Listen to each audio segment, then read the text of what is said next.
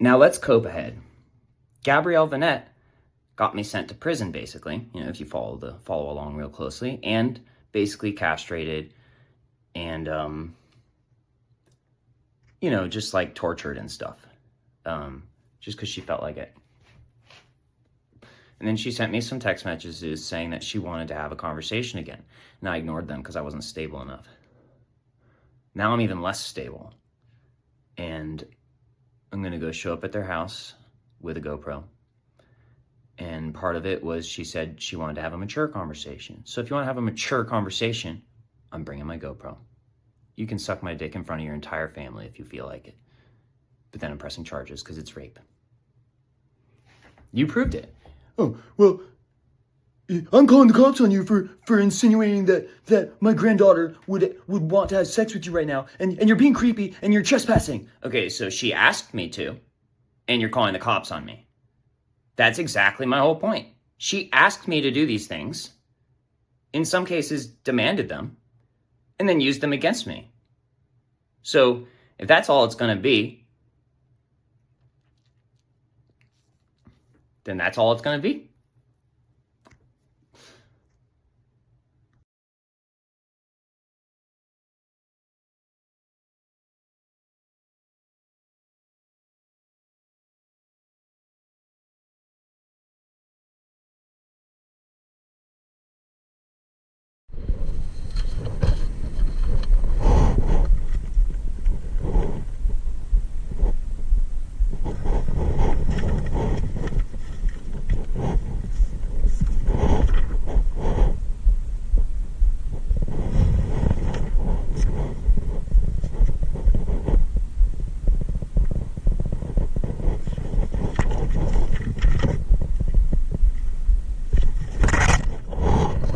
Now, let me make something clear.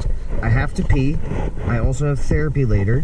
And frankly, I think that I might actually get violent if I hear some things I don't want to hear. So I need to maintain my boundaries. And my batteries aren't fully charged either. I'm just recording the conversation because I don't want there to be any confusion about it. If there is a conversation. If not, I'll just explain it to them with this and leave it for them, probably. Let's see what happens.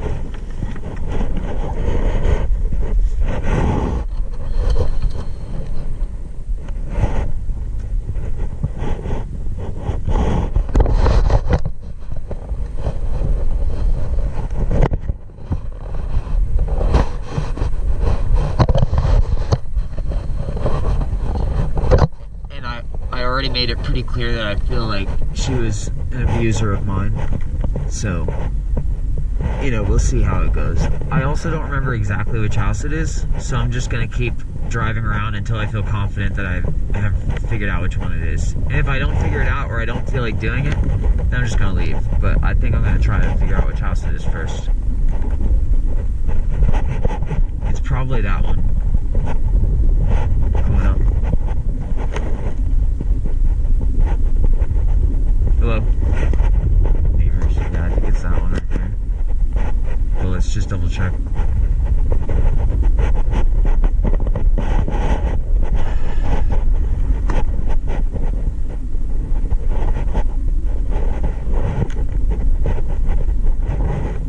It might be farther down.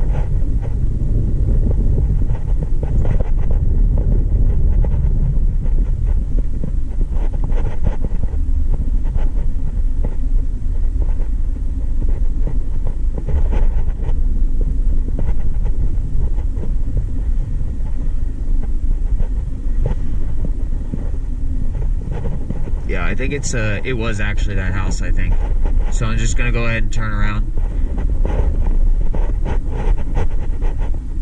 And just a quick assessment of the situation. I still don't have any firearms on me. And I do have my utility knife, but that's not for hurting people.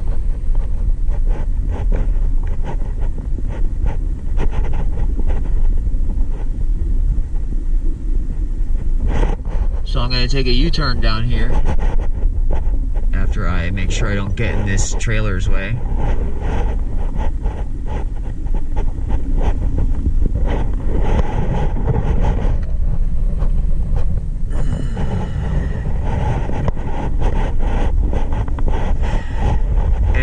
to be completely honest, I don't even know if, even if it's the same house, if any of her family even still lives in there or not. So, we'll see. We'll see what's going on.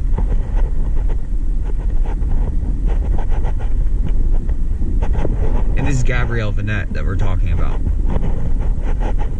That's who those two messages, that's the only person those two messages could have come from, unless someone's impersonating her. Well, it was more than two, but it was two different numbers. And it was, one of them was broken up into different ones, and one of them was unified. Alright, here we go. I don't know what's gonna happen, but I've got my GoPro on, and I've learned a lot about controlling my anger.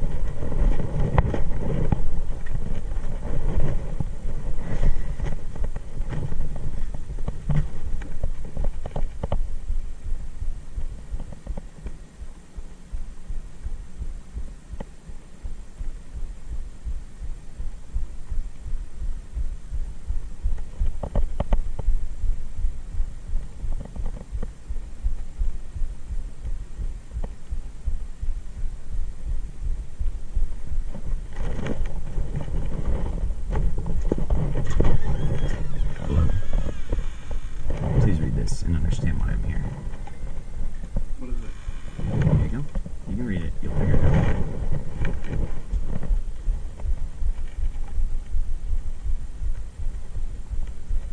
Also, I'm recording right now.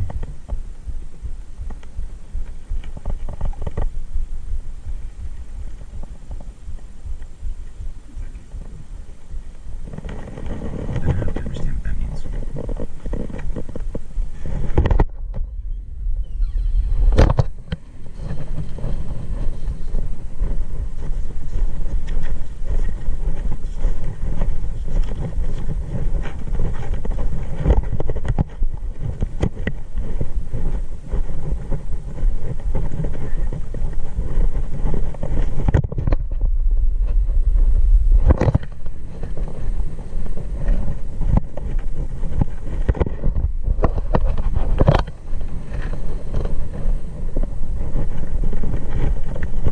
You just proved my whole point. I'm someone that your daughter had sexual relations with and asked me to come and speak to her. And if you're not interested in that, then that's fine. But you just proved my whole point about saying call the police, because she called the police on me for something she asked me to do. Granddaughter, sorry, your granddaughter. Your granddaughter. So you're calling the cops on me for doing something she asked me to do. Well, you know, they did that to me, so we'll have a talk about it.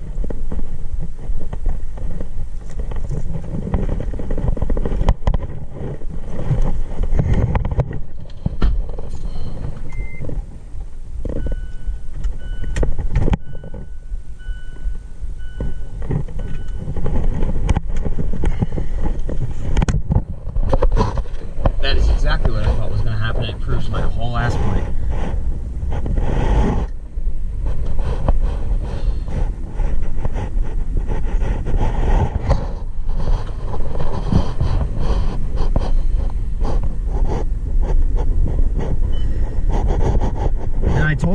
recording. I told him I was recording, too.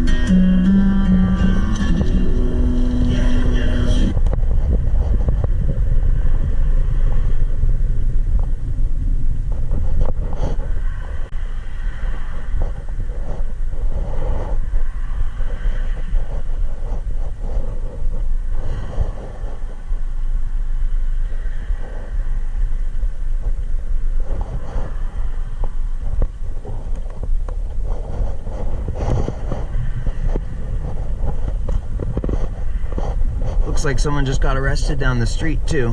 I wouldn't be surprised if that's related to what just happened.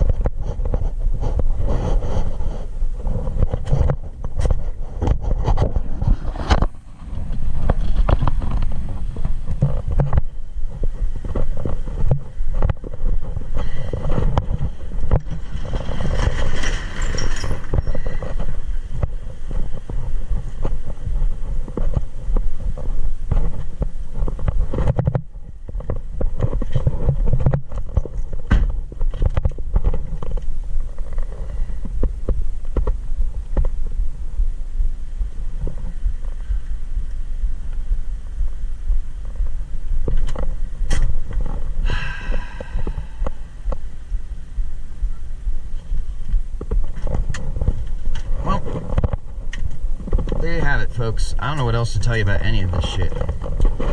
Actually, I do.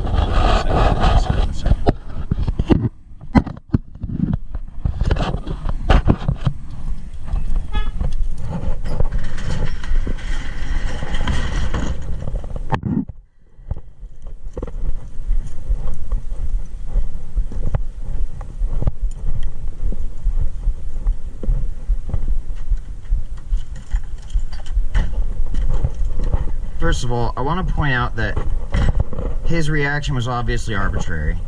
I told him that I was filming, and he didn't say anything about it. And I only pointed it at him after he decided he didn't have anything else to say to me.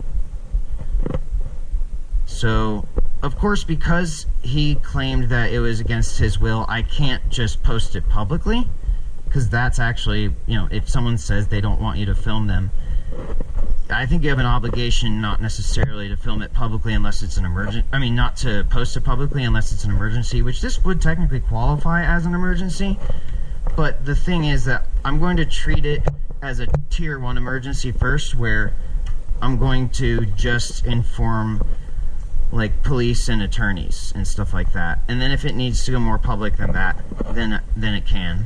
But the whole issue is that if it's someone other than the police filming them, right? So if I'm just an extension of the police because I'm under investigation because of my plea deal, then as long as I report to them about it, it should be fine. We'll see.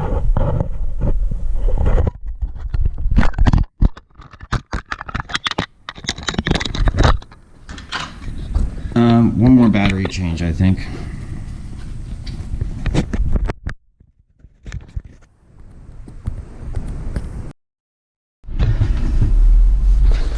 Right, sorry, I had to switch rooms for some reason. Let me turn my fan off.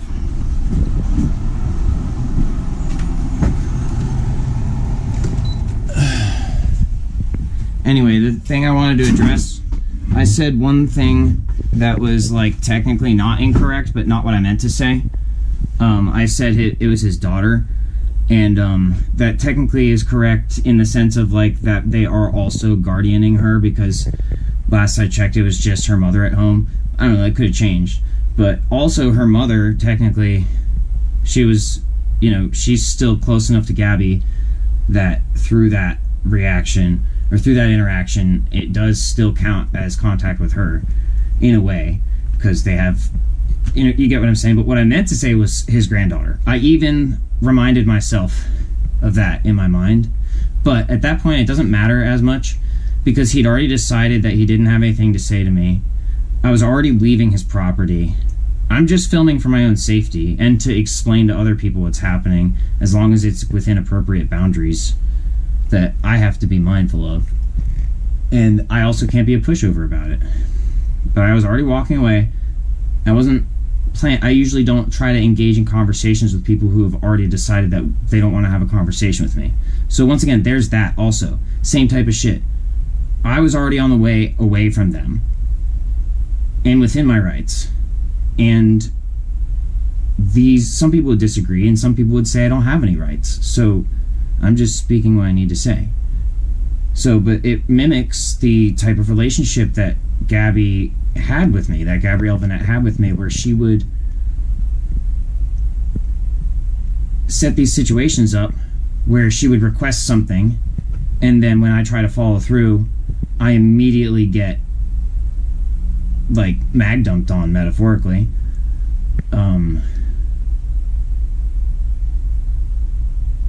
Or ignored, or like, you know, ignored, and then when it becomes obvious that I know, like, lied to and ignored, or whatever. I don't know if lied to is the right term in this case because of mental health issues for certain people, but almost certainly just completely just rejected and denied in that moment, despite the fact, I know I didn't speak to her directly, but he should have known enough of that to be able to read that and figure out who I was, because she made such a big deal about it.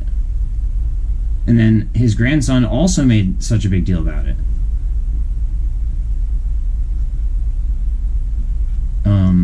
And so the fact that he resorted immediately to calling the cops instead of speaking to me, because he could have just said, "I'm not okay with that, turn the camera off and delete the footage," and I would have been like, well, now we have to have a conversation about that based on the way that I was treated at my house as a result of your granddaughter's actions. But that's not how the conversation went. So instead of trying to resort to proper discourse, he resorted essentially to violence, because it was clearly a threat, not a problem-solving issue. And secondly, I mean, you could try to say that about me, but what am I threatening? I literally followed through. And I made it clear how I felt about her before I went and did that. So there should have been no confusion. It should have just been her coming clean to me about what happened. And if she really meant it, her grandparents almost certainly should have been informed of it already. Otherwise, it just seems like she sent that out to try to capture me in some way. And once again, returning to the point where they said they were done, and then I was on my way out, and then they reinitiated contact and then tried to get me in trouble because I responded, basically. Like, if I had just said nothing and walked away, which is not how, by the way, I don't think that was what you should do. I don't think you should just, like, just because they did it to me, I don't think I should then turn around and be like, cold shoulder. I have boundaries and I have mental health issues. But I still always try to engage and do the best that I can. So that's how that ended up happening. And he already made it clear that he was going to call the cop. He said, "I don't have a daughter like that," which, by the way, sorry to break it to you, grandpops, but apparently you do, because that's how you ended up with Gabrielle Vinette, and I've heard the stories of it.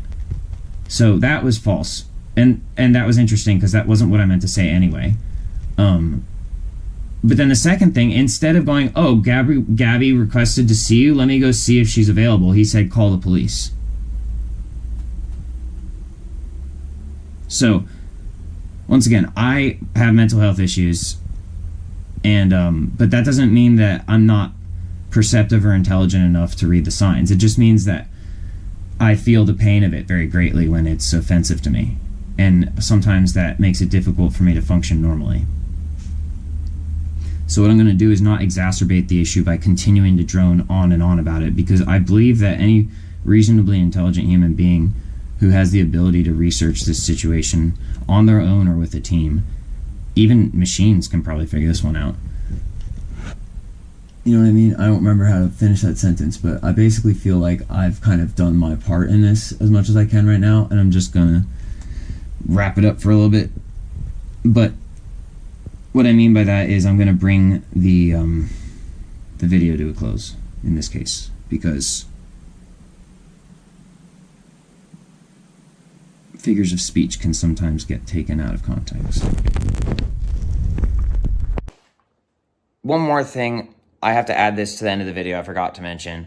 I got SWAT raided in December of 2024 over basically nothing, and that's why I'm still here, and that's the deal I was talking about. It was over DMT, but I was being allowed to purchase MHRB on the clear web, and then they just decided to not, like, instead of just informing me that they would like me to stop because it cleared through customs, they decided to try to use it to, I guess, kill me, because they seemed to think that there was going to be like a ton of weapons or cocaine or something. But and then they took like 8 hours of video or something, and I requested it with a FOIA request, and my FOIA request got denied. So I find it ironic that he tried to call the police on me for filming him without his permission, especially when I informed him that I was filming and I was in a civilian setting, and he could have just asked, he could have just communicated. But that's what I wanted to say, was that it's so ironic that if the police pull up on me over what amounts to essentially less than 5 minutes of video, which I still haven't disseminated publicly, then I think we can be 100% entirely positive about what is actually going on here. We already have a really, really, really solid foundation of what the fuck is going on here. And that would take it in a direction I don't want it to go in, but it would be extremely informative. I would rather that they see the extreme irony of this situation and rather understand that I'm just trying to address issues that put my life at risk.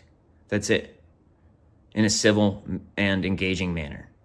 And so I can't blame myself if other people aren't cooperative with that. But I can appreciate, if I have the capacity, if I'm in a state where I'm physically capable of it, I can be grateful for people who understand where I'm coming from and maybe even agree. Whether you can relate or not, maybe you agree with me that I have a reason to do what I'm doing and that there's something wrong with the way I've been treated. And if you disagree, well then all I've learned is that you don't respond to anything except gang violence. And while I am in too much pain to want to engage in any gang violence, I have come to realize that there are a lot of people who have nothing better to do with their time than gang up on someone and ruin their life. And I, for one, am tired of that being me who gets ganged up on. So I started realizing that it might be a good idea to, fall into the pack at some level, wherever I do belong. I mean, it does seem like people were just trying to, quote unquote, put me in my place in the first place. So we're finding where that is.